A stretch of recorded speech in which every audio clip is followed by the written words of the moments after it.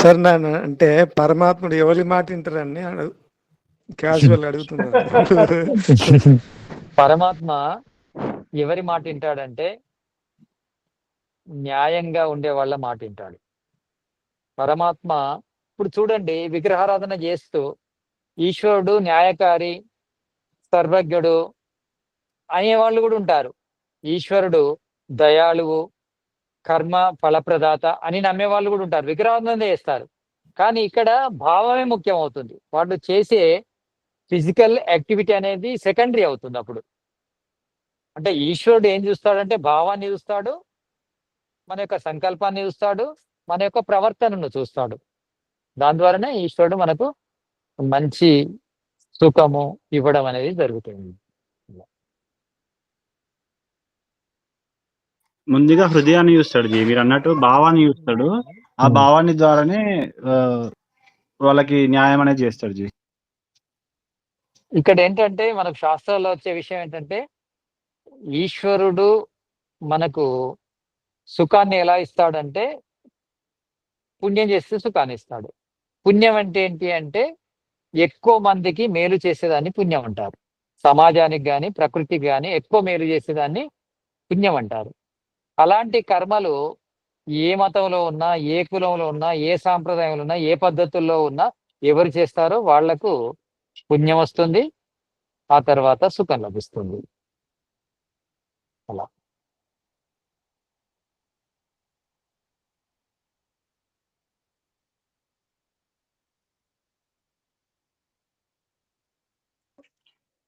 నమస్తే గురుజీ. నమస్తే జీ. చెప్పండి గురుజీ. మీరు ఈశ్వరుడు అందరినీ ప్రేమిస్తాడు, అందరినీ ప్రేమిస్తూనే ఉంటాడు. కానీ న్యాయకారి గనక అతడి వల్ల సమాజానికి నష్టం జరిగితే దుఃఖం ఇస్తాడు, సమాజం కానీ ప్రకృతి కానీ. అతని ద్వారా సమాజానికి ప్రకృతికి మేలే జరుగుతుంది అనుకోండి, అతనికి సుఖాన్ని ఇస్తాడు. అడగండి. గురుజీ, అంటే ఇప్పుడు ఇందాక ఆధ్యాత్మిక ప్రసాదం అన్నారు కదా, ఇప్పుడు సమాజంలో ఇప్పుడు జరుగుతున్నటువంటి ఏదైతే మన వేదానికి విరుద్ధమైన విషయాలు, సమాజంలో జరుగుతున్న విషయాలు, వ్యక్తుల తాలూకా ప్రవర్తన నియమాలు చూస్తే ఈ చాలా విరుద్ధంగా ఉన్నప్పుడు వాళ్ళని చూసి మనకి బాధ కలుగుతుంది. ఇటువంటి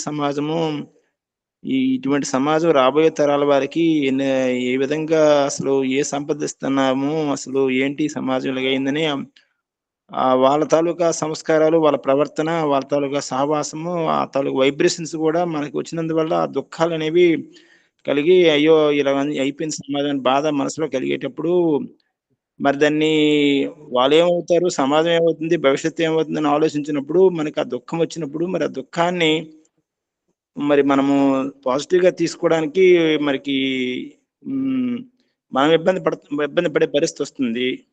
దానికి మనము పాజిటివ్గా ఉండి సమాజం ఏమైతే అయ్యిందిలే మన ప్రయత్నం మనం చేసుకెళ్తాంలే, మారితే మారారు, మారకపోతే మారపోయారు, ముందు మనం మారాలి, మనం మారితే మారుతారు, లేకపోతే లేదనుకొని మనం పాజిటివ్గా ఉండాలా. మనము మంచి భావాన్ని కలిగి ఉండాలి. అంటే ఇక్కడ సమాజం గురించి బాధపడడం కాదు, సమాజం గురించి జాలిపడాలి. బాధపడి మన ఆరోగ్యాన్ని చెడగొట్టుకోకూడదు.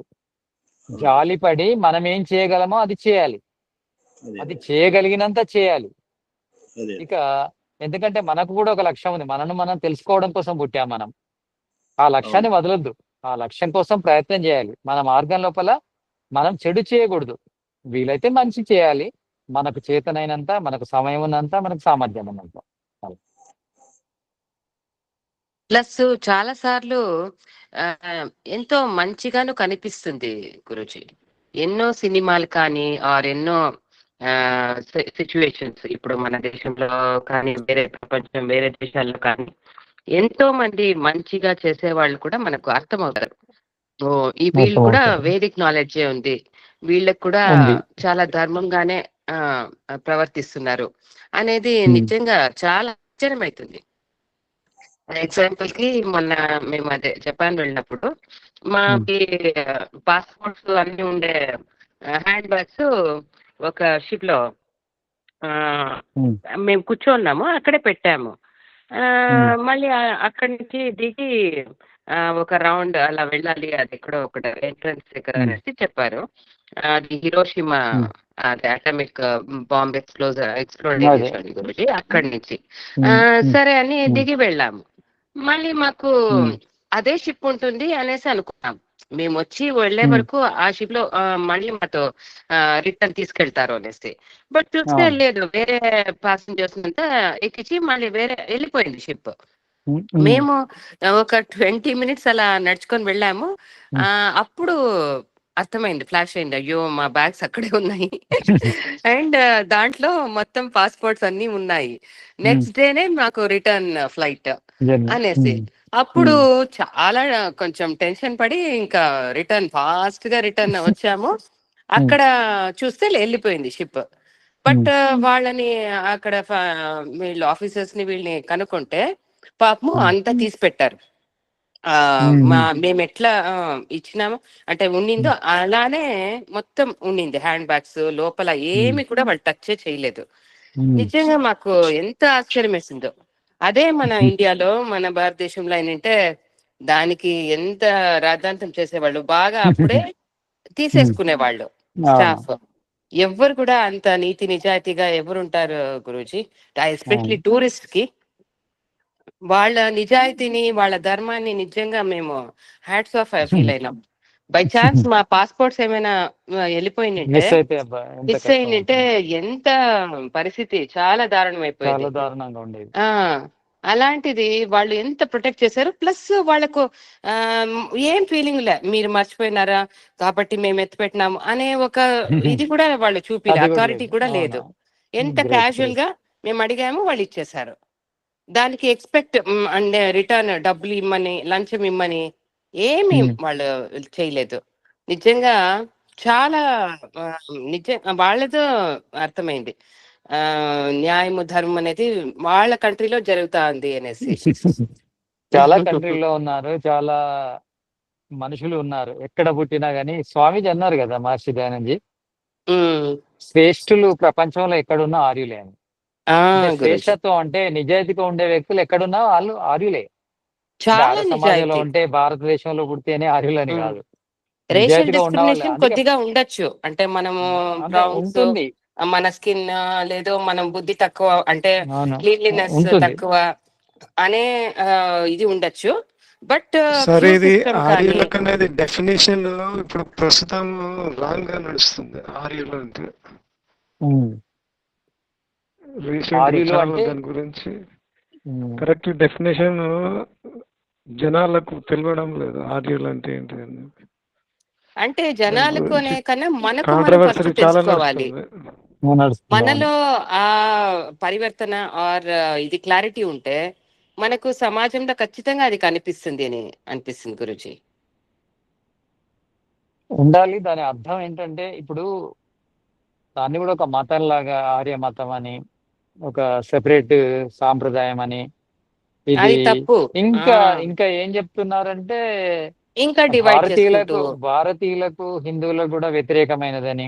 అసలు ఆర్యత్వం అంటేనే ప్రపంచంలోని మనుషులందరికీ ప్రియమైనది. అంటే మనుషులందరినీ కలపాలనేది ఆర్యత్వం. అదే ప్రపంచంలోని మానవులందరూ కూడా ఒకటే అనేది, ఒక కుటుంబం అనేది ఆర్యత్వం అవుతుంది. కానీ ఆ ఆర్యత్వాన్ని ఎలా చూపెడుతున్నారంటే, ఈ భారతీయ తత్వానికి కూడా, హిందూ తత్వానికి కూడా వ్యతిరేకమైంది, అందరికీ వ్యతిరేకమైంది. అంటే విమతస్థులకు వ్యతిరేకమైంది, స్వమతస్థులకు వ్యతిరేకమైంది అనే విధంగా చూపెడుతున్నారు. అదే దారుణమైన విషయం. మహర్షి ఆర్యత్వం వేరు, బ్రాహ్మణత్వం వేరు, బ్రాహ్మణులు వేరు, ఇట్లా రకరకాలుగా చెప్తున్నారు. కరెక్ట్ డెఫినేషన్ ఎవరికి తెలియట్లేదు. అంటే మెయిన్ ఏమంటే డివైడ్ కారాదు, ఎప్పుడైనా కానీ ఇంక్లూజివ్. మొత్తం ఇప్పుడు కృణ్వంతో విశ్వమార్యం అంటే మొత్తం విశ్వం అంతా కలిసి ఉండాలి అనే ఒక భావన మనకు ఉంటే మన మనసులో ఖచ్చితంగా అదే మనం కనిపిస్తుంది. ఒక ఆర్యత్వం తప్ప ఏది కూడా ప్రపంచ మానవులను కలపలేదు. ఆర్యత్వానికి అర్థం ఏంటిది? శ్రేష్టత్వం అంటే మానవుడిగా ఉండడం. మనుర్భవ ఉంటుంది వేదం. అంటే మనుషులందరూ ఒకటిగా ఉండాలంటే మానవత్వాన్ని కలిగి ఉండాలి. ఆ మానవత్వాన్ని బోధించేది వేదం, ఆ వేదాన్ని అనుసరించాలని చెప్పేది ఆర్య సమాజం. కానీ దానికి విపరీత అర్థాలు తీసేసి మనుషులు కూడా, అంటే ఎవరైతే ఆర్య సమాజంలోకి చేరుతారో వాళ్ళు కూడా ఆర్యులుగా ఉండాలి. ఆర్యులు అంటే ప్రపంచ మానవులందరికీ కూడా ప్రియులు, స్నేహితులు, మిత్రులు, కావలసిన వాళ్ళు అనే భావాన్ని మర్చిపోకూడదు. ప్రపంచ మానవులందరికీ ఇదొక్కటి తప్ప వేరే సిద్ధాంతం లేదు. సంగచత్వం సంవదత్వం సంవో మనాంసి జానతాం దేవాభాగం యథా పూర్వే సంజానాన ఉపాసతే. ఋగ్వేదం చెప్తుంది, అంటే వేదాలు ఏం చెప్తున్నాయంటే సంఘచత్వం, కలిసి నడవాలి. ఎవరు? ఇంటోళ్ళు కాదు, ప్రపంచ వాసులందరూ. సంవదత్వం, కలిసి మాట్లాడాలి. సంవో మనాంసి జానతాం, కలిసి ఆలోచించాలి. అంటే అందరి బాట ఒకటి కావాలి, అందరి మాట ఒకటి కావాలి, అందరి లక్ష్యం ఒకటి కావాలి. అంటే ప్రపంచంలోని మానవులందరివి ఒకటి కావాలని చెప్తుంది కదా వేదం. దాన్ని అనుసరించాలి. కృణవంతో విశ్వార్యం అని చెప్పారు మహర్షి దయానందజీ. అంటే ప్రపంచాన్ని మొత్తాన్ని శ్రేష్ఠులుగా, మానవులుగా మార్చండి. మనుష్య రూపేణ మృగచ్చరంతి అన్నాడు భర్తృహరి. రూపాలు మనుషులే, మృగాలు ఎందుకున్నారు? వేదం చదవట్లేదు కనుక. వేదం ఏం చెప్తుంది? మనుర్భవం, మనుష్యుడవు కమ్ము, మనుష్యుడవు కావాలంటే ఏం చేయాలో చెప్తుంది వేదం. ఆ వేదాన్ని అనుసరింపజేసే సంస్థనే ఆర్య సమాజం. అందులో ఉన్న వాళ్ళే ఆర్యులు. అలాంటి లక్షణాలు ఉంటేనే ఆర్యులు అవుతారు, అలాంటి లక్షణాలు ఉంటేనే ఆ సంస్థ ఆర్య సమాజం అవుతుంది. కనుక ఆ విధంగా మనం ప్రయత్నం చేయాలి. ఎక్కడైనా ప్రపంచం లోపల ఎలాంటి తప్పులు జరిగినా వైదికులది మొదటి తప్పు అవుతుంది. ఎందుకంటే వాళ్ళంతా కాస్త చీకట్లో ఉన్నారు, కానీ వైదికులు వాళ్ళకంటే ఎక్కువ వెలుగులో ఉన్నారు. కనుక సామాజిక సమస్యలు లేకుండా, వ్యక్తిగత సమస్యలు లేకుండా ప్రతి వ్యక్తి నిర్మాణం చేయాలి. ఇది ఇలాంటి లక్ష్యం ఉండాలని ఋషుల యొక్క సందేశాన్ని తీసుకొని మహర్షి దయానందజీ ఎంతో పాటుపడ్డారు. కానీ దాన్ని అనుసరించే వాళ్ళు కావాలి. శక్తిని సంపాదించుకోవాలి, సామర్థ్యాన్ని సంపాదించుకోవాలి, ఆరోగ్యాన్ని సంపాదించుకోవాలి, జ్ఞానాన్ని సంపాదించుకోవాలి. జ్ఞానం లేకుండా ఏం చేయలేం. జ్ఞానము లేకుండా మనము ఈ ప్రపంచాన్ని శ్రేష్టంగా మార్చలేము. శుద్ధి అనేది జ్ఞానం ద్వారానే కలుగుతుంది. జ్ఞానం లేకుంటే శుద్ధి కలగదు. శుద్ధి లేకుంటే ధర్మాత్ముడు కాలేడు. ధర్మాత్ముడు కాకుంటే సమాజానికి నష్టమే జరుగుతూ ఉంటుంది. కనుక జ్ఞానం అనే ప్రచారాన్ని బాగా పెంచాలి. మనం మాట్లాడుకున్న విషయాలన్నీ వేదానికి సంబంధించినవి, ఋషులకు సంబంధించినవే. కానీ ఇక్కడ మన భాషలో చెప్పుకుంటున్నాం, మనకు అర్థమయ్యే రీతిలో మాట్లాడుకుంటున్నాం, అంతే. ఇదే ప్రపంచంలోని ప్రతి మనిషికి అందించవలసిన జ్ఞానం. సార్ ఆధ్యాత్మిక జ్ఞానం అంటే ప్రస్తుతం ధనార్జనే ధ్యేయంగా ఉన్నది కదా, పర్టికులర్ టైం పెట్టి నాకు ఈ టైం లేదంటారు. కరెక్టేనండి. ఇప్పుడు ధనార్జన అనేది ప్రథమంగా ఉంది, అలాంటి వ్యవస్థ ఏర్పడ్డది. ఈరోజు దాన్ని ప్రధానంగా పెట్టుకోకుంటే కొంతమంది ఉపవాసం ఉండే అవకాశాలు ఉన్నాయి, కొంతమంది ఎండలో ఉండవలసిన అవకాశం ఉంది, కొంతమంది చలికి వణికిపోవాల్సిన అవసరం ఉంది. అలాంటి పరిస్థితిని ఏర్పరిచారు, వ్యవస్థ అలాంటి పరిస్థితిని ఏర్పరిచింది. దాన్ని కూడా మార్చాలి మనం ఆర్థికంగా. కానీ ఆర్థికంగా అవసరం కోసమో ఆలోచించడం తప్పు కాదు, కానీ డబ్బే లక్ష్యంగా బ్రతకడం అనేది తప్పే.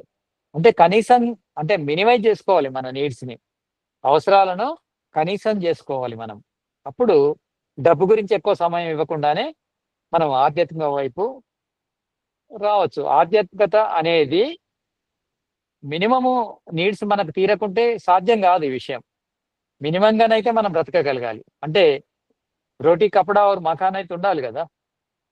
అలాంటి స్థితి వ్యవస్థ చేయాలి. ఇది వ్యక్తిగతమైన సమస్య కాదు, వాస్తవానికైతే ఇది ఈ వ్యవస్థకు సంబంధించిన సమస్య, ఇది సమాజానికి సంబంధించిన సమస్య. ఎందుకంటే మనిషి ఒక 2-3 గంటలు కష్టపడితే కనీస అవసరాలు తీరే విధంగా ఉండాలి. కానీ 18 గంటలు 20 గంటలు కష్టపడే మనుషులు కూడా ఉన్నారు సమాజం లోపల కనీస అవసరాల కోసం. ఇది దారుణమైన పరిస్థితి. వాళ్ళు ఆలోచించలేరు. కానీ డబ్బు ఉండి ఇంకా డబ్బు కావాలి, తరతరాలకు డబ్బు ఉండాలి అని డబ్బు కోసం పరిగెడేవారు, అవినీతి చేసేవారు, అన్యాయం చేసేవాళ్ళు, వాళ్ళు మాత్రం అధర్మాత్ములు అవుతారు. కానీ కనీస అవసరాల కోసం పోరాడే వాళ్ళు అధర్మాత్ములు కాదు. వాళ్ళని చూసి మనం జాలిపడాలి. అలాంటి వ్యవస్థను మార్చి వాళ్ళను కూడా ఆధ్యాత్మిక చింతన వైపు తీసుకురాగలగాలి మనం. ఎందుకంటే ప్రతి మానవుడు అంటే పేదవాళ్ళు అందుకోసం పుట్టలేదు, ధనవంతులే ఆధ్యాత్మిక చింతన కోసం పుట్టిందని కాదు. ప్రతి వ్యక్తి, మనిషిగా పుట్టిన ప్రతి వ్యక్తి కూడా ఆధ్యాత్మిక చింతన చేసి పరమాత్మను పొందగలగాలి. అదే పరమేశ్వరుడి యొక్క ఆదేశం, అదే వేదముల యొక్క సారం. దాన్ని మనం అమలు చేయగలగాలి. మొదలు ఆర్థిక సమస్యను దూరం చేయాలి, తర్వాత ఆరోగ్య సమస్యలను దూరం చేయాలి, తర్వాత మూడవది ఆధ్యాత్మిక చింతన అవుతుంది.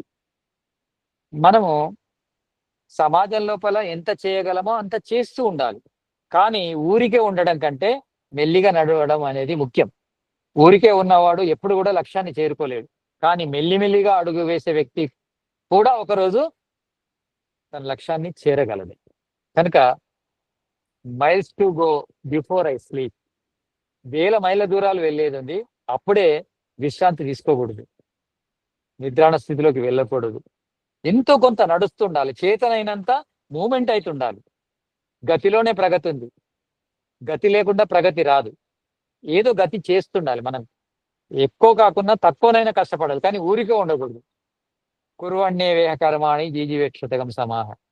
100 సంవత్సరాలు జీవించాలి, ఒక్క నిమిషం కూడా వ్యర్థం చేయకూడదు.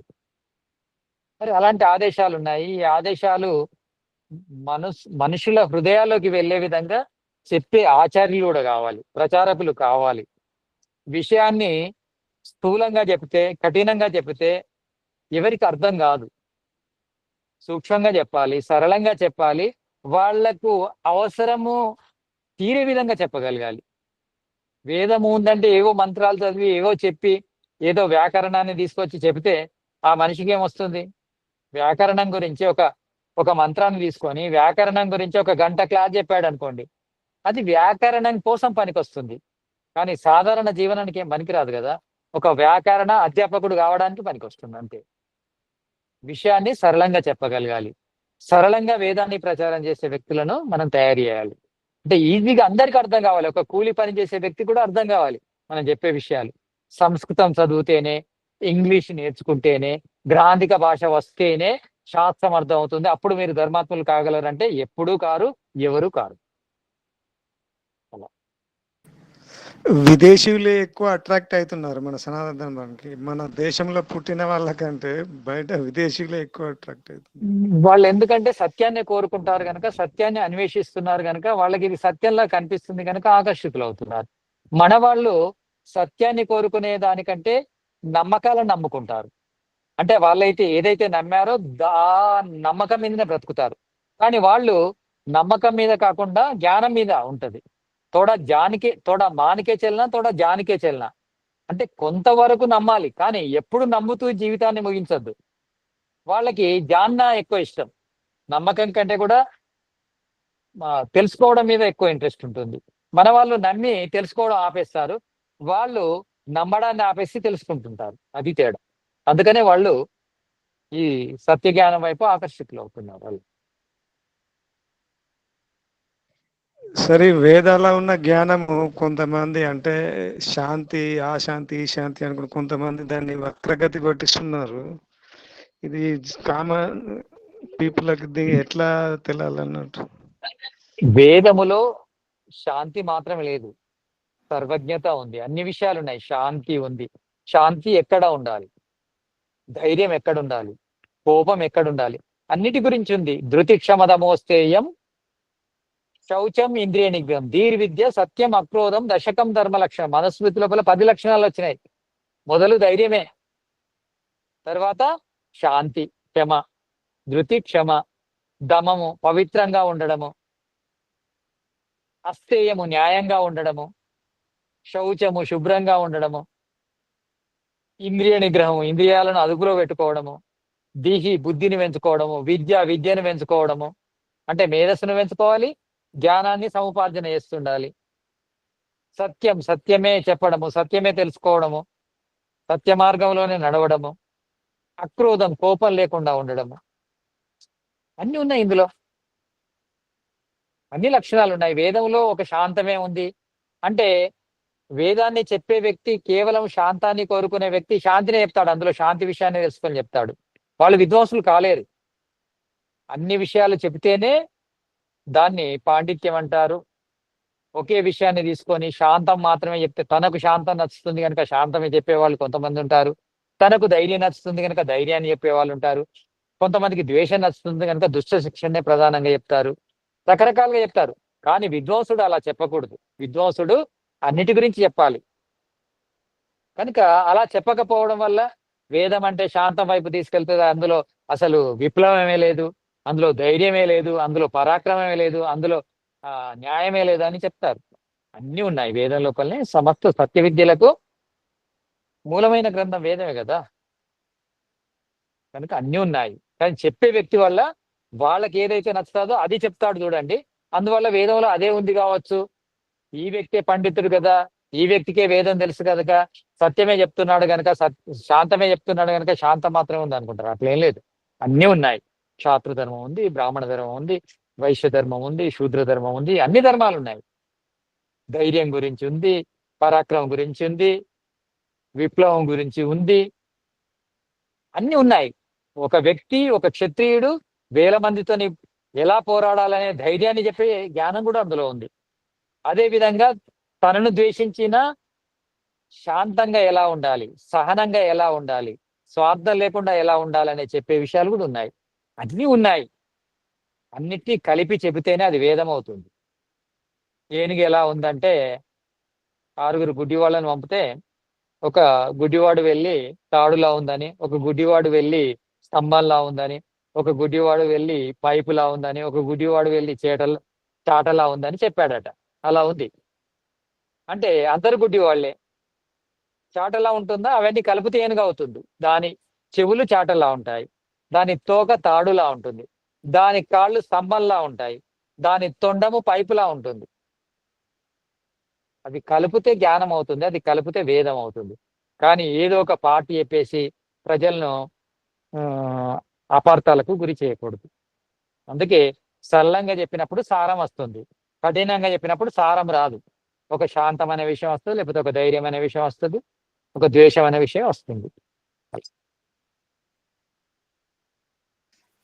సరే, వేదంలో ఇన్ని ఉన్నాయని కరెక్టే, కానీ సాధారణ మనుషులకు అది ఆచరణ యోగ్యం కానంత వరకు వేదాలు అనేటివి వాటి ఉపయోగం అనేటిది అంటే కామన్ మ్యాన్కు ఉపయోగపడ్డప్పుడే దానికి ఏమన్నా న్యాయం జరుగుతుందని నా అభిప్రాయం. అంతేనండి, కామన్ వ్యక్తికే ఉపయోగపడాలి. ఈ విషయాన్ని అంత సరళంగా సూక్ష్మంగా చెప్పగలగాలి. అది ఆ వ్యక్తికి పనికి రావాలి, ఆ వ్యక్తికి పనికొచ్చేదే చెప్పాలి. ఇప్పుడు ఒక వర్గం దగ్గరికి వెళ్ళాం, ఆ వర్గం ఎవరు కూలి పని చేసేటోళ్ళు అనుకో, వాళ్ళకి పనికొచ్చే విషయాలు చెప్పాలి. క్షత్రియుల దగ్గరికి బార్డర్లో వెళ్ళామనుకోండి, సోల్జర్స్ చెప్తున్నప్పుడు వాళ్ళకి సంబంధించిన విషయాలు చెప్పాలి. అలా ఓవరాల్ గా మనము చెప్పే విషయము అపార్థానికి గురి కాకుండా అర్థం చేసుకునే విధంగా ఉండాలి, వాళ్ళకు ఉపయోగపడే విధంగా ఉండాలి, వాళ్ళ జీవితము విన్న తర్వాత ఇంతకుముందు జీవితం కంటే కూడా బాగుపడే విధంగా ఉండాలి. అలా చెప్పాలి. అలా చెప్తేనే కదా పట్టుకునేది. ఇలాంటి సత్సంగాలు మరిన్ని జరగాలని కోరుకుంటున్నాను. తప్పకుండా మనం సంకల్పం యాక్చువల్లీ చేద్దాము. సత్సంగం కన్నా మన అనుభవ జ్ఞానం మనం అప్లై చేసుకోవాలి. అప్పుడు మనకు రియలైజ్ అంటే మనకు అర్థం అవుతుంది ఎంత మాత్రం మనకు వేద జ్ఞానం అనేది హెల్ప్ అవుతుంది అనేసి మనకు అర్థం అవుతుంది కదా గురించి. జ్ఞానం అనేది చాలా ఇంపార్టెంట్. ఇప్పుడు ధన ఆర్జనకి కావచ్చు, ఆర్ కష్ట పరిస్థితుల్లో ఎలా బిహేవ్ చేయాలి, ఎలా నిందాస్థితులకు కానీ లాభ నష్టాలకు కానీ మనం ఎలా రెస్పాండ్ అవ్వాలి అనేదంతా కూడా ఈ జ్ఞానం వల్లనే సాధ్యమవుతుంది. దీన్ని రిపీట్ మనము ఎంత అభ్యాసం చేస్తామో, ఎంత అప్లై చేసుకుంటామో అంత బాగా మనకు అర్థమవుతూ పోతుంది.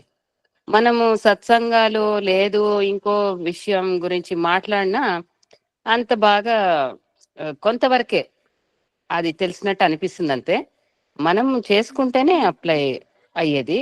అండ్ అనుభవ జ్ఞానమే చాలా గొప్పది అని భావిస్తాను. అందుకే మనకు వేదం లోపల నా కర్మే ఉభయ దర్శనాత్ అనే ఒక సూత్రం ఉంది. నా కర్మే ఉభయ దర్శనాత్ అంటే ఏంటంటే వేదంలో ఒక ధర్మం గురించే లేదు, స్వరూపం గురించి కూడా ఉంది. అంటే స్ట్రక్చర్ నాలెడ్జ్ కూడా ఉంది. అంటే ప్రతి పరమాణు నుంచి సూర్యుని వరకు ఏది ఎలా నిర్మించబడింది, ఈవెన్ పరమాత్మ వరకు కూడా అన్ని విషయాల గురించి ఉంది. దీన్ని ఏమంటారు? స్వరూప జ్ఞానం అంటారు. కర్మ జ్ఞానం అంటే ఏంటంటే ఏమి చేయాలి, ఏమి చేయకూడదు.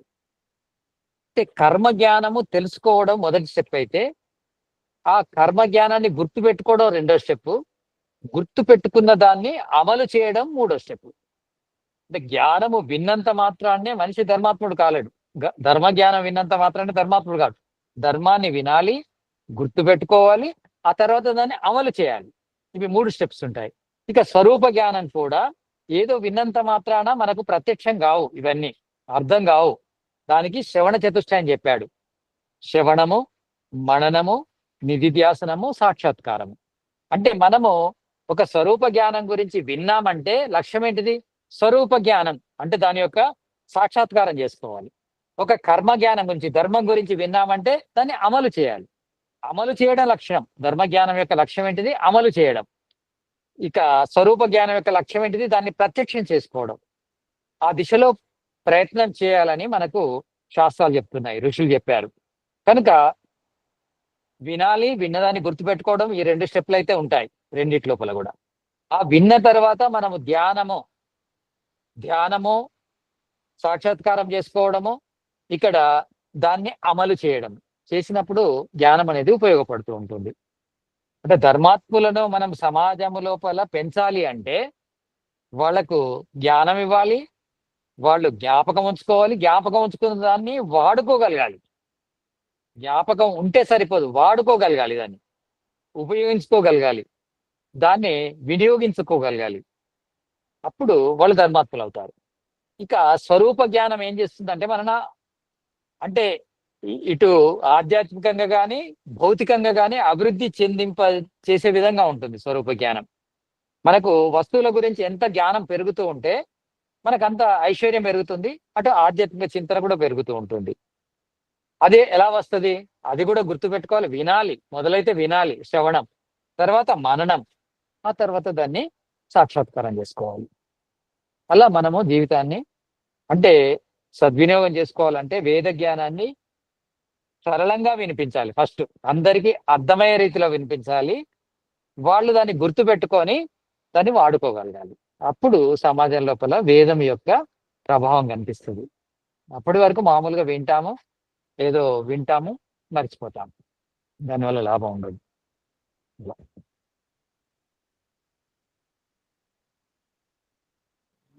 నమస్తే గురూజీ. నమస్తే జీ. గురూజీ, ఇప్పుడు సమాధి స్థితి అనేది అంటే ఓన్లీ సన్యాసాలు పొందగల గృహస్థుడు కూడా ఆ సమాధి స్థితిని పొందగలడా? పొందాలంటే ఎటువంటి దైనందిక జీవనం ఉండాలి? కొద్దిగా వివరించగలుగుతారు? సన్యాసికి ఎక్కువ అవకాశం ఉంటుంది. అంటే నిజమైన సన్యాసి అయితే, మామూలు సన్యాసి అయితే ఉండదు. అతనికంటే గృహస్థుడే మేలు. ఇక గృహస్థులు అంటే చాలా మంది ఋషులు గృహస్థులే. గృహస్థులు పరమేశ్వరుని పొందొచ్చు, ముక్తిని పొందొచ్చు. దానికి ఏంటంటే మనసును శుద్ధిగా ఉంచుకోవడము. గృహస్థునికి వచ్చే సమస్య ఏంటంటే మనసును మలినం చేసే అవకాశాలు ఎక్కువ ఉంటాయి. ఒక సన్యాసికి సంబంధాలు తక్కువ ఉంటాయి కనుక అతడు తొందరగా మలినం కాడు. అతనికి ఆవేశం కానీ, తర్వాత ఈర్ష్య ద్వేషాలు కానీ, అట్లాంటి ఆలంబన ఉండదు. కానీ గృహస్థునికి అలాంటి ఆలంబనలు ఎక్కువ ఉంటాయి. మనసు మలినమయ్యే ఆలంబనలు ఎక్కువ ఉంటాయి కనుక కొంచెం జాగ్రత్తగా ఉండాలి. మనం ఎక్కువ సాధన చేయాలి, గృహస్థులు ఎక్కువ సాధన చేయాలి. దానికి సాత్విక ఆహారం తీసుకోవడము, వ్యవహారము, ఆహారము చాలా ముఖ్యం. వ్యవహారం లోపల నిజాయితీ, ఆహారం లోపల సాత్వికత అనేది చాలా ముఖ్యం. నిజాయితీగా ఉండాలి. మన సంపాదన కానీ, ఆ సంపాదించి దాన్ని ఖర్చు పెట్టడం కానీ నిజాయితీగా ఖర్చు పెట్టాలి. ఆహారం సాత్వికంగా తీసుకోవాలి. ఆరోగ్యం మీద దృష్టి పెట్టాలి. ఆరోగ్యం కోసము వ్యాయామం చేయడము. ఆహార నిద్ర బ్రహ్మచర్యమితి త్రయోపస్తంభ ఆహార నిద్ర బ్రహ్మచర్యమితి. గృహస్థులు ఎవరికైనా ఈ నియమము అన్వయించబడుతుంది, కానీ గృహస్థులకు ముఖ్యంగా ఆహారము, నిద్ర, బ్రహ్మచర్యం అనేది ముఖ్యమైనవి. ఆహారము సాత్విక ఆహారం తీసుకోవాలి. నిద్ర తప్పకుండా నిద్ర కావలసినంత పడుకోవాలి. సాధన కోసమని మనము పూర్తి నిద్రను అనుభవించలేదనుకోండి, అంటే అధిక నిద్ర కూడా అవసరం లేదు. మనకు సరిపడా ఆరోగ్యాన్ని ఇచ్చే వరకు నిద్రను పోవాలి. ఆ నిద్ర ఉంటేనే తర్వాత సమాధి స్థితి వరకు మనం ధ్యానం చేయగలం, లేకుంటే చేయలేం. నిద్ర వస్తుంది. నిద్ర పోకుంటే ఏమవుతుంది? ధ్యానం లోపల నిద్ర వస్తుంది. కనుక నిద్ర కూడా పూర్తి కావాలి. ఆహారము, నిద్ర, బ్రహ్మచర్యం అంటే మనసును అదుపులో పెట్టుకోవాలి. వీలైనంత వరకు కోరికలను మినిమైజ్ చేయాలి. అంటే అవసరానికి తగ్గట్టుగా, ఆరోగ్యానికి తగ్గట్టుగా మనము కోరికలను అనుభవించవలసి ఉంటుంది. ఈ ప్రపంచాన్ని భోగించడము ఒక ఎత్తు అయితే, ఉపయోగించడం రెండవ ఎత్తు. అంటే భోగించడం అంటే భోగం కోసమే. Eat to live, don't live for eat అనే సిద్ధాంతాన్ని మనం పాటించాలి. అంటే తినడం ఎందుకంటే జీవించడం కోసం. జీవించడం కోసము కొన్ని భోగాలు అనుభవించవలసి ఉంటుంది, కొన్ని కోరికలు అనుభవించవలసి ఉంటుంది. అవి అనుభవించాలి, కానీ కోరికల కోసమే జీవించవద్దు. అలా మన జీవితాన్ని మనం నిర్మించుకోవాలి. వ్యాయామము, నిద్ర, ఆహారము, వ్యవహారం, ఈ 4 స్తంభాలు గృహస్థులకు తప్పకుండా సాధన చేస్తుండాలి. వీటితో పాటు సాధన చేయాలి. సాధన లోపల స్వాధ్యాయనము, తర్వాత సాధన 2 కూడా ముఖ్యమే. ఆ స్వాధ్యాయం లోపల సత్సంగాలలో పాల్గొనడము, ఇంకా జ్ఞానాన్ని మనము వీడియోల ద్వారా కావచ్చు, పుస్తకాల ద్వారా కావచ్చు, ఇతరులతో మాట్లాడి కావచ్చు, కానీ జ్ఞానాన్ని పొందొచ్చు. అలా జ్ఞానాన్ని పొందాలి. స్వాధ్యాయం చేయాలి, సాధన చేయాలి, ఆహారము, వ్యవహారము, నిద్ర, ఇవి చాలా ముఖ్యం. తప్పకుండా లభిస్తుంది. గురుజీ, చెప్పండి. ఏజ్ ఫ్యాక్టర్ ఉంటుందా? అంటే ఏజ్ ఫ్యాక్టర్ అంటే ఒక రకంగా యువకులైతే ఆలోచించే సామర్థ్యము, ఆరోగ్యం శారీరక అధికంగా ఉంటాయి గనుక, శారీరక మానసిక ఆరోగ్యాలు అధికంగా ఉంటాయి గనుక తొందరగా క్యాచ్ అవుతాయి. ఒకటి వాళ్ళకున్న ప్లస్ పాయింట్. ఇక పెద్దవాళ్ళకున్న ప్లస్ పాయింట్ ఏంటంటే, పెద్దవాళ్ళకు ఆల్రెడీ కొంత జ్ఞానం ఉంటది కనుక ఎక్కువ జ్ఞానం అవసరం లేదు, తొందరగా అర్థం అవుతుంటాయి విషయాలు. అది పెద్దవాళ్ళకు ఎక్స్పీరియన్స్ ప్లస్ పాయింట్, ఈ యువకులకి ఆరోగ్యము ప్లస్ పాయింట్, అంతే. అంటే ఇప్పుడు 50+, 60+, 70+ అలా కూడాను చేయొచ్చు. అసంప్రజ్ఞాత సమాధి అలా పొందిన వాళ్ళు అసంప్రజ్ఞాత సమాధి ఉన్నారు. అంటే ఉన్నారు. జనరల్ గా ఈ అసంప్రజ్ఞాత సమాధి వరకు వెళ్ళేసరికి ఎక్కువ శాతము ఏజే వస్తుంటది. ప్లస్ నేను ఒకటి వీడియో, అంటే వీళ్ళు సద్గురు చెప్పేది విన్నాను, జగ్గి వాసుదేవ్ వాళ్ళు. వాళ్ళు ఇట్లా 12 మల్టిపుల్స్ ఆఫ్ 12, అంటే 12, 24, 36, 48, 60 ఆ ఏజెస్ లోనే చాలా సార్లు అలాంటి లెవెల్స్ పొందగలుగుతారు. యూజువలీ అదే. ధన్యవాదాలు గురు. మంచిది. అయితే ఇక్కడ ఏజ్ అనేది అంటే తొందరగా లభించడం అనేది పూర్వజన్మలో మనం సాధన చేసి ఉంటే ఇప్పుడు తొందరగా అంటే యువకుడిగానే మోక్షం పొందవచ్చు. కానీ సాధన అనేది ఎంత తక్కువ ఉంటే అంత ఇక్కడ ఏజ్ తీసుకోవడం జరుగుతుంది. కొంతమందికి 15, 16 సంవత్సరాలకు కూడా సంప్రజ్ఞాత సమాధికి వెళ్ళిన వాళ్ళు ఉన్నారు. అలాంటి స్టోరీస్ ఉన్నాయి. కారణం ఏంటంటే వాళ్ళు పూర్వజన్మలో సాధన చేశారు కనుక ఆ సంస్కారాలతో పుట్టడం వల్ల, పుట్టడమే ఏకాగ్రులుగా పుట్టడం, విక్షిప్తుల లోపల ఉన్నత స్థితిలో పుట్టారనుకోండి తొందరగా లభిస్తుంది. కానీ క్షిప్తులుగా పుట్టిన వాళ్ళు అనుకోండి, వాళ్ళకి టైం పడుతుంది, బాగా టైం పడుతుంది. అంటే పూర్వజన్మ సంస్కారాలను బట్టి ఈ జన్మ లోపల సమాధి స్థితి లభించడం అనేది ఆధారపడి ఉంటుంది. అలా నేనుగా అలా. ధన్యవాదాలు. మంచిదండి. ఇంకేమైనా ఉన్నాయా ప్రశ్న? నమస్తే గురుజీ. నమస్తే జీ. గురుజీ, ఇప్పుడు రితంబర ప్రజ్ఞ అనేది ఇప్పుడు సంప్రజ్ఞాత సమాధిలో ఉచ్చ స్థితి గురుజీ. సంప్రజ్ఞాత సమాధిలో ముఖ్య స్థితి. అయితే గురుజీ, అదే ఈ రితంబర అనే దాని గురించి విన్న తర్వాత నేను ఒకసారి చదివాను పుస్తకంలో, ఇంతకు ముందు అది క్రమము సరిగా కాదని మీకు చెప్పాలని నా ఉద్దేశం. అంటే వాళ్ళు మనసు కంటే బుద్ధి గొప్పది, బుద్ధి కంటే మేధ గొప్పది, మేధ కంటే ప్రజ్ఞ గొప్పది, ప్రజ్ఞ కంటే ప్రతిభ గొప్పది, ప్రతిభ కంటే రితంబర గొప్పది అని చెప్పారు. అప్పుడు చదివాను. ఈ క్రమం అనేది సరైన లేకపోతే ఇందులో ఏమైనా ప్రజ్ఞ ప్రతిభ అటు ఇటుగా ఏమైనా అది డౌట్ ఉందన్నమాట. అంటే ఆ ప్రజ్ఞా ప్రతిభలను మనం పక్కకు పెడితే ప్రజ్ఞా ప్రతిభ అనేది ఇందులోనే వస్తాయి స్టేజెస్. అంటే కొన్ని తత్వాలను తెలుసుకుంటే ప్రతిభ అని, కొన్ని తత్వాలను తెలుసుకుంటే ప్రజ్ఞ అని అలా వస్తుంది. అంత అన్ని స్టెప్స్ ఏం అవసరం లేదు. సాధారణంగా ఏంటంటే మనకు అపర వైరాగ్యం కలిగితే సంప్రజ్ఞాత సమాధి స్టార్ట్ అవుతుంది. సంప్రజ్ఞాత సమాధి స్టార్ట్ అయితే మొదలు మనకు స్థూలభూతాల గురించి జ్ఞానం కలుగుతుంది. ఇలా స్థూలభూతాలకు జ్ఞానం కలగడంలో కూడా శబ్దము అర్థముతో సహా కలుగుతుంది. ఇంకా కొంచెము మనం సాధన చేస్తున్న కొలది ఇదే విషయాలు శబ్దార్థ సంబంధం శబ్ద జ్ఞాన సంబంధం లేకుండా అర్థం మాత్రం భాషిస్తుంది. ఇంకా లోపలికి మనం సాధన చేస్తే అర్థముతో పాటు దానికి సంబంధించిన దేశము కాలము నిమిత్తం అనేటివి ఉంటాయి. ఇంకా సాధన చేస్తే అవి కూడా ఉండవు, కేవలం అర్థమే ఉంటుంది. ఉదిత ధర్మమే కాకుండా దాని యొక్క పూర్వ స్థితి రాబోయే స్థితి ఇవి రెండు కూడా పరిస్థితి ఇవి రెండు కూడా తెలుస్తాయి. ఇలా స్టెప్ ఇలా తెలవడము అనేది జరిగితే అప్పుడు ఋతంబర ప్రజ్ఞ కలుగుతుంది, ఆధ్యాత్మిక ప్రసాదం లభిస్తుంది. దీనివల్ల ఆధ్యాత్మిక ప్రసాదం అంటే ఏంటంటే మనసు పూర్తిగా స్వచ్ఛం అయిపోతుంది, సాత్వికం అయిపోతుంది. ఏ మాత్రము ఎక్కడ కూడా అప్పుడప్పుడు వచ్చే తామసిక రాసిక గుణాలు ఉండవు. ప్యూర్ సాత్వికం కావడాన్ని ఆధ్యాత్మిక ప్రసాదం అంటారు. ఎప్పుడైతే ప్యూర్ సాత్వికం అవుతుందో చిత్తము అప్పుడు ఈ ఋతంబర ప్రజ్ఞ కలుగుతుంది. ఈ ఋతంబర ప్రజ్ఞ అంటే ప్రతి విషయం గురించి 100/100 సత్యాన్ని తెలియజేస్తుంది.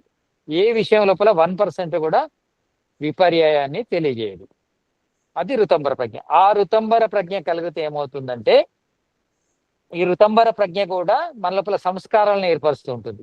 ఋతంబర ప్రజ్ఞ ద్వారా ఏదైతే జ్ఞానం కలుగుతుందో ఆ జ్ఞానము మన లోపల ఋతంబర ప్రజ్ఞకు సంబంధించిన సంస్కారాలను తయారు చేస్తుంది. ఈ సంస్కారాలు తయారైతే ఇంతకు ముందున్న సంస్కారాలు అనేవి క్షీణిస్తాయి. ఇలా క్షీణించడం ద్వారా సంప్రజ్ఞాత సమాధి సంపూర్ణం అవుతుంది. సంప్రజ్ఞాత సమాధికి సంబంధించిన ఆ జ్ఞానము ఆ సంస్కారాలు మనం ఏం చేస్తాయంటే పరవైరాగ్యం వైపు తీసుకెళ్తాయి. ఆ పరవైరాగ్యం ద్వారా మనం ఏం చేస్తామంటే ఈ సంస్కారాలను అంటే సంప్రజ్ఞాత సమాధిలో కలిగిన జ్ఞానాన్ని కూడా వద్దు అనే వైరాగ్య స్థితిని చేరుకుంటాం. అప్పుడు దాన్ని వదిలేస్తే నిరుద్ధ చిత్తం ఏర్పడుతుంది. ఆ నిరుద్ధ చిత్తం లోపల అనుక్షణము నిరుద్ధ సంస్కారాలు ఏర్పడతాయి. ఈ నిరుద్ధ సంస్కారాలు ఎంత ఎక్కువ ఏర్పడితే ఈ అసంప్రజ్ఞాత సమాధిలో అంత ఎక్కువ సమయం ఉంటాం. అంటే నిరుద్ధ సంస్కారాలు అధికంగా ఉన్నాయి ఎట్లా తెలుస్తాయంటే ఇలా కళ్ళు మూసుకోగానే మనము సంప్రజ్ఞాత సమాధిలోకి వెళ్ళిపోతాము, సరళంగా లభిస్తుంది.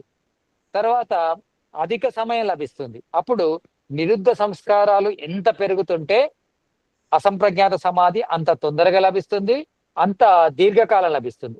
అది ఎంత దీర్ఘంగా లభిస్తూ ఉంటుంటే అంత మనకు పరమాత్మ యొక్క దర్శనం కలుగుతుంది, అంటే జీవన్ముక్తి పొందుతాం. ఆ జీవన్ముక్తి పొందిన తర్వాత ఈ నిరుద్ధ సంస్కారాలుతో సహా నితాంత ముక్తి లోపల శరీరంతో పాటు వీటిని వదిలేస్తాం. ఇది అసలు ప్రయాణం ఇలా సాగుతుంది. సరే గురుజీ, అదే ఈ ఋతంబర ప్రజ్ఞ ఉన్నటువంటి వారు ఇప్పుడు ధ్రువ కుమారుడు ఋతంబర ప్రజ్ఞ స్థాయికి వెళ్ళాడని, అసలు ఇప్పుడు దయానందుడు కూడా ఋతంబర ప్రజ్ఞ అవన్నీ దాటి అసంప్రజ్ఞాత సమాధి పొందినట్టుగా గురుజీ. అంటే ఆ సంప్రజ్ఞాత సమాధి లోపల ఋతంబర ప్రజ్ఞ ఏర్పడుతుంది. ఋతంబర ప్రజ్ఞ ద్వారా ఈ ఉత్తాన సంస్కారాలన్నీ కూడా బలహీనమైపోతాయి. అప్పుడు కేవలం సంప్రజ్ఞాత సమాధి సంబంధించిన సంస్కారాలే మిగులుతాయి. పరవైరాగ్యం వచ్చిన తర్వాత ఈ సంప్రజ్ఞాత సమాధి సంబంధించిన సంస్కారాలు కూడా క్షీణిస్తాయి. అప్పుడు నిరుద్ధ సంస్కారాలు ఏర్పడతాయి.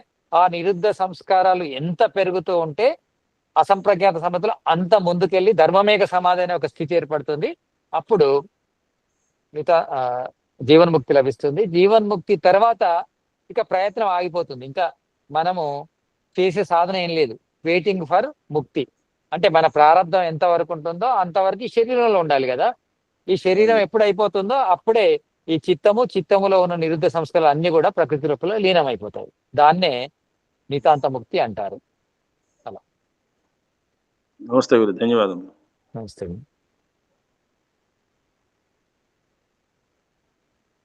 ఇంకేమైనా ప్రశ్నలు ఉన్నాయా? క్లోజ్ చేద్దామా? గురుజీ, సమాధి స్థితి పొందిన తర్వాత ఈ జీవుడు ఇచ్ఛామరణం పొందొచ్చు గురుజీ? ఆ సమాధి స్థితి వచ్చిన తర్వాత కొంత ఇచ్ఛామరణ స్థితి వస్తుంది.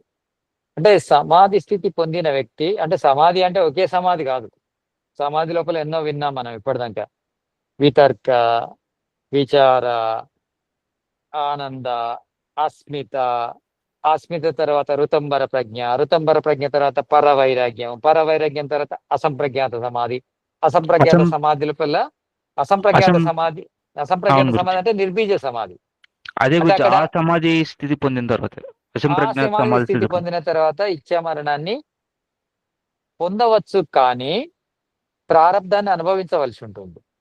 ప్రారంధాన్ని అనుభవించకుండా ఇచ్ఛామరణాన్ని ఎవరు పొందరు. ఆ స్థితికి వెళ్ళిన వ్యక్తి ఇచ్ఛామరణాన్ని ఎందుకు పొందుతాడు చెప్పండి? ఆ స్థితికి వెళ్ళిన వ్యక్తి ఇచ్ఛామరణము ఉండదు, కానీ జీవించడం మీద మాత్రం ఇచ్ఛ ఉండదు. అర్థమైంది కదా?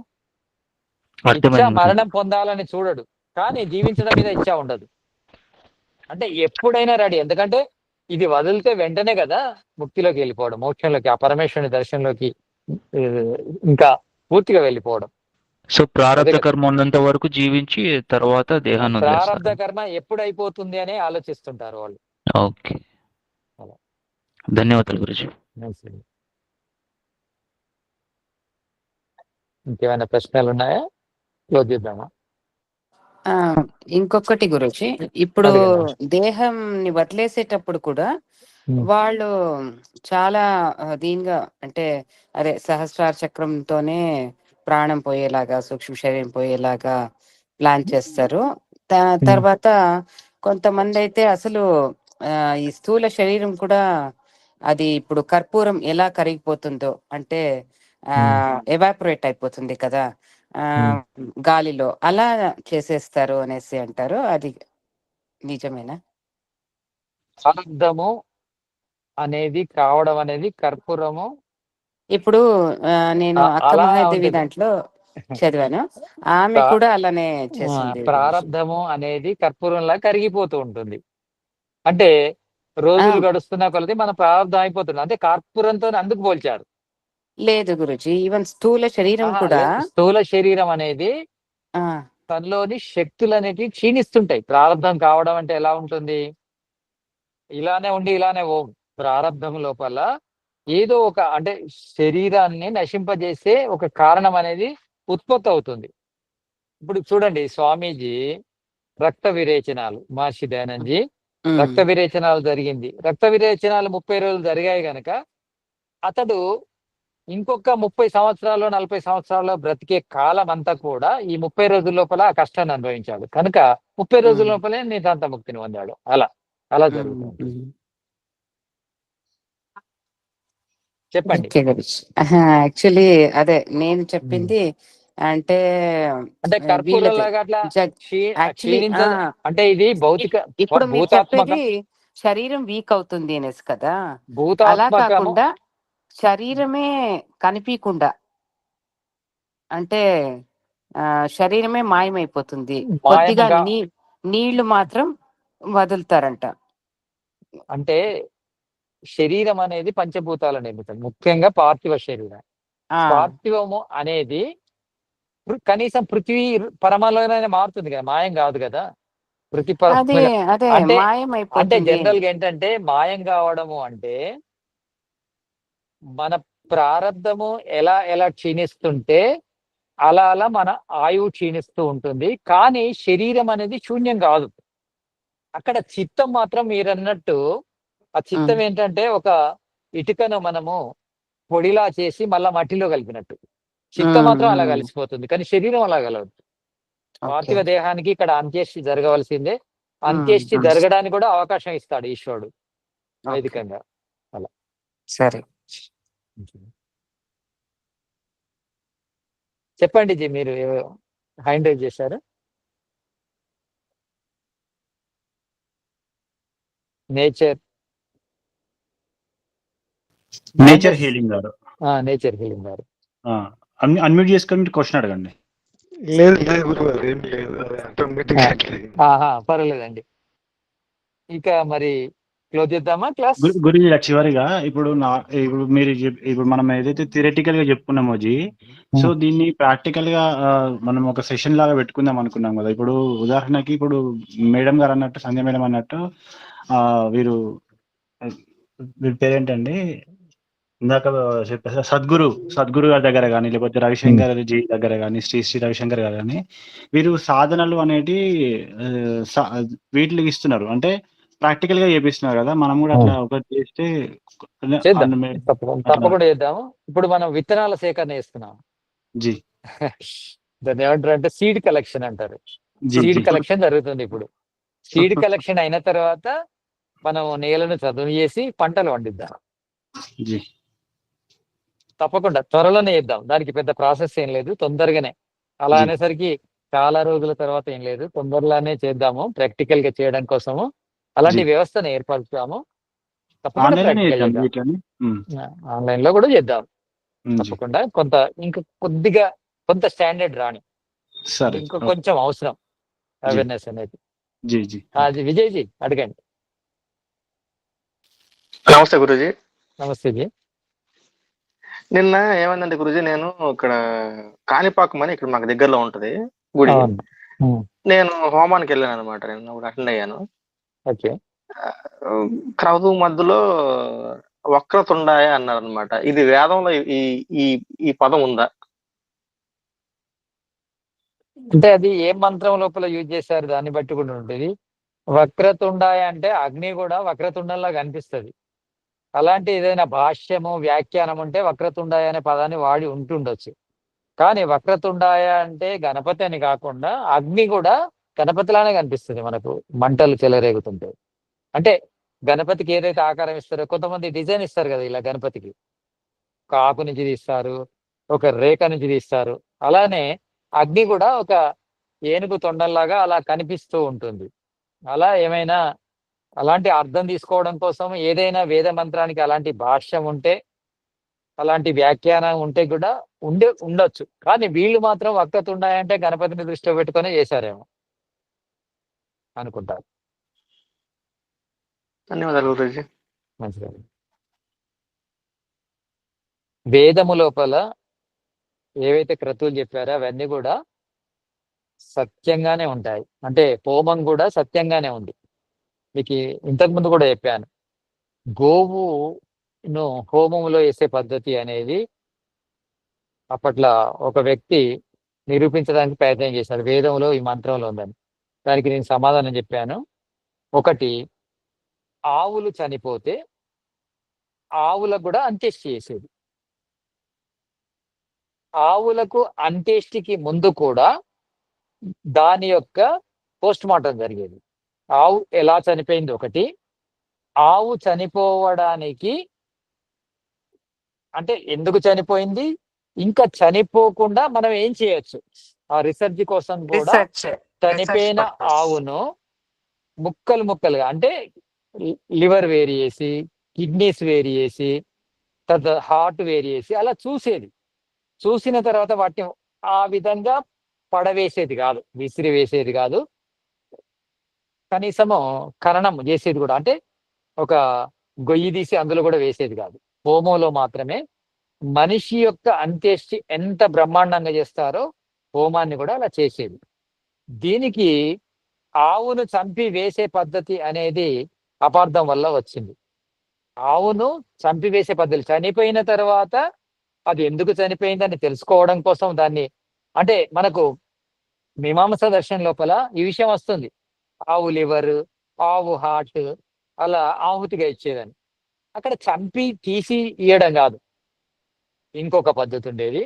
రకరకాల పిండి ద్వారా ఆవు యొక్క శరీరాన్ని తయారు చేసి దాని యొక్క జ్ఞానాన్ని అక్కడున్న ఎవరైతే పాల్గొన్నారో యజ్ఞం లోపల వాళ్ళకి చూపెట్టి, దాని హార్ట్ ఇలా ఉంటది, లివర్ ఇలా ఉంటది అని పిండితో తయారు చేసి ఆ పిండి ముద్దలను కూడా హోమంలో వేసేది. ఈ పద్ధతి ఉండేది. దీనికి వక్రంగా అర్థం చేసుకొని గోవులనే చంపి హోమంలో వేసే పద్ధతి తీసుకొచ్చారు. అది కరెక్ట్ కాదు. ఎప్పుడైనా వేదము గోవును రక్షించాలంటది కానీ గోవును భక్షించాలన్నది. కారణం ఏంటంటే మానవుడి ఐశ్వర్యం కోసము గోవు చాలా ముఖ్యమైనది. గోవు, అశ్వము, ఏనుగు, ఒంటె ఇవన్నీ కూడా మనకెంతో ఉపయోగకరమైన జంతువులు. అందుకే వైద్య శాస్త్రము, మానవ వైద్య శాస్త్రము, పశు వైద్య శాస్త్రం అని 2 విధాలుగా ఉండేది. ఆర్ఎస్ ఈ ఈ చరక సంహిత కావచ్చు, ఇంకా వేరే ఆయుర్వేద గ్రంథాలు కావచ్చు, జంతువులకు కూడా అంతే ప్రాధాన్యత ఇచ్చేది. వాటికి కూడా అదే విధంగా రీసెర్చ్ చేసేది. వాటికి ఎలాంటి ఫుడ్ ఇవ్వాలి, ఎలాంటి వాతావరణం ఉండాలి, ఎలాంటి డిసీజులు రాకుండా ఏం చేయాలి.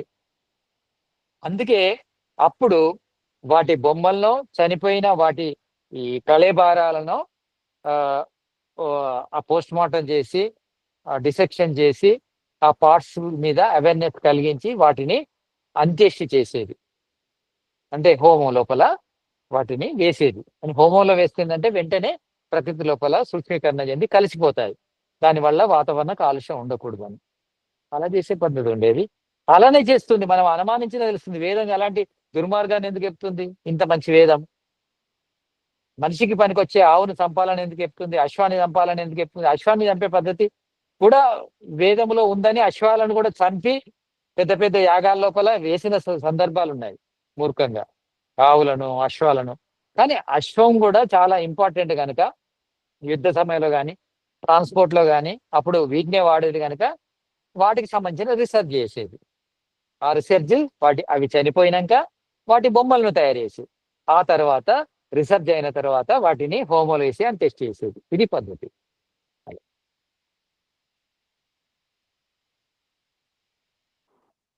ధన్యవాదాలు గురుజీ. మంచిగా. ఇంకేమైనా క్వశ్చన్స్ ఉన్నాయా? లేకుంటే శాంతి పాయింట్.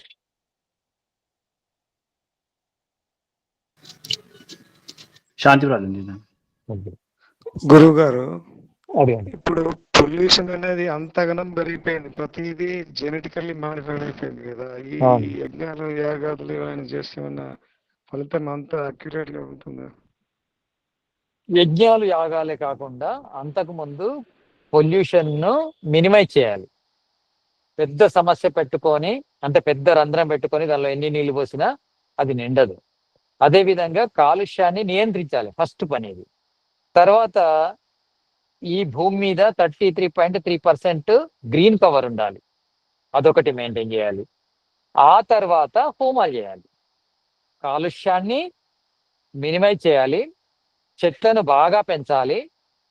ఆ తర్వాత హోమాలు చేస్తే దాని ఎఫెక్ట్ కనిపిస్తుంది. కానీ ఇవి ఏవి అంటే ఈ కాలుష్యాన్ని అంటే మలినాలను నియంత్రించకుండా, చెట్లను పెంచకుండా హోమం చేస్తే అంత ఎఫెక్ట్ కనిపించదు. కనిపిస్తుంది కానీ విత్తనాలే కలుషితం అయిపోయినాయి కదా గురూజీ. విత్తనాలు ప్రతి సీడ్ మనుషుల అవుతుంది.